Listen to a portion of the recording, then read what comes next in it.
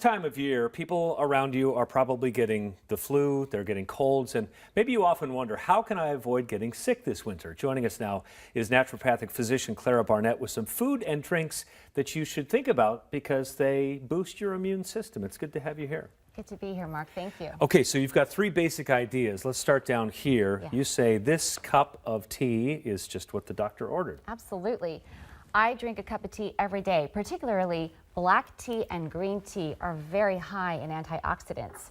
Now, sometimes I'll use a little bit of this, squirt a little bit of lemon juice for extra vitamin C in my tea, and also I will add a teaspoon or even a tablespoon of this local honey for immune activating nutrients, although honey shouldn't be consumed for children under 12 months. Under 12 months. I bought some bee pollen a while back to add as an additive to my smoothies that I drink, and I didn't realize how much is in bee pollen and honey. There's That's right. proteins and there's all kinds of different compounds. It's a powerhouse of nutrients. Okay. Yes. Number two, this is exciting. Number two, this is something that I recommend for breakfast.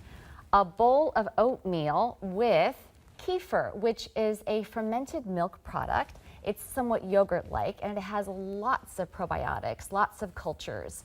So we want to either put this in our oatmeal, add a little chia seeds for more fiber and protein, and if you're in a hurry in the morning, you can easily get this to go and drink kefir. And the health benefit is what when you talk about what kefir is? That's right.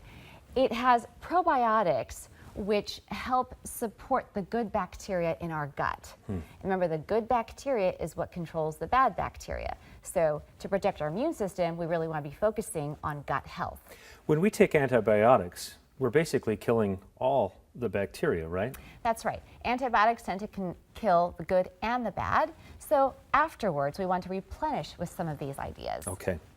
Number three, what do we have here? Okay, this is my favorite dressing or dip.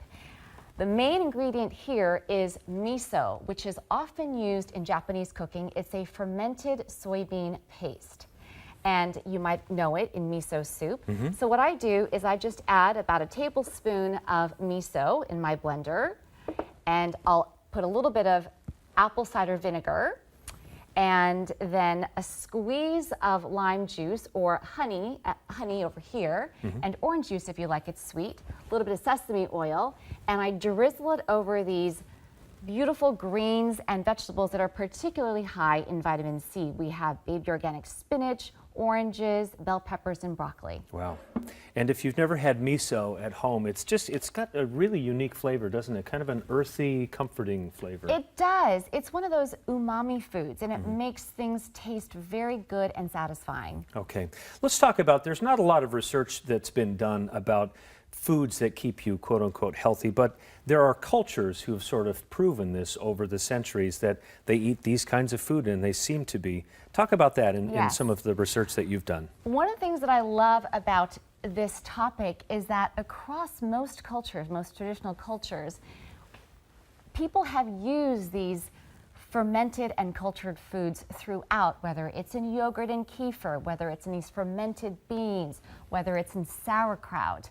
These foods have been known to help support our health, and therefore we should enjoy all of these traditional ways of eating. Yeah, it's tasty, and there's no disputing that the good bacteria are really good for us. Yes, absolutely. Okay. Well, Dr. Clara Barnett, thank you so much for these Thank you ideas. so much, Mark. Okay.